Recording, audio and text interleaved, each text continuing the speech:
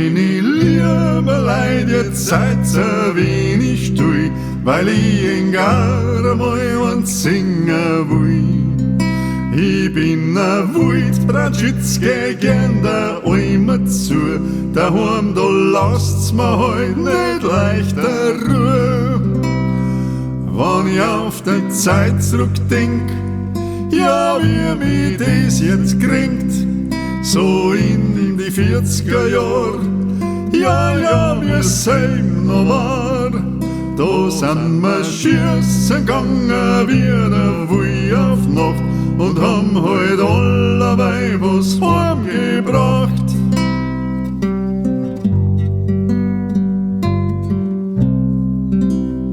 Und erst in Blernbach drin, da war's heut gar mei Freud, was ich da geschossen hab zur selben Zeit.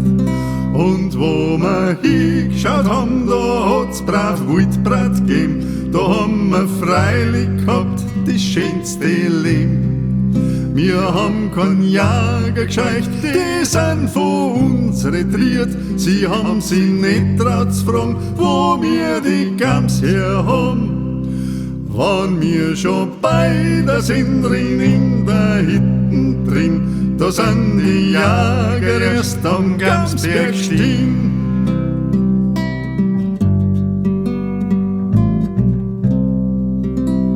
Einmal da haben wir Schützen recht vor Herzen gelacht, es war heut gar eine wunderschöne Nacht.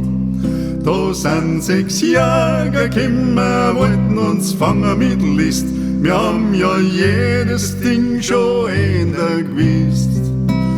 Wir haben einen Moas gestopft, einen Stutzen in der Hand und haben einen zugewandt am Felsenwand.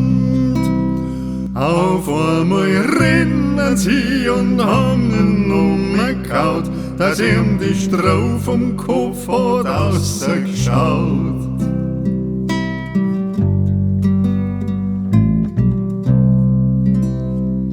Es verflixten Jäger, das gibt engen Riss, weil ich dieselbe Geschichte auch nicht vergiss.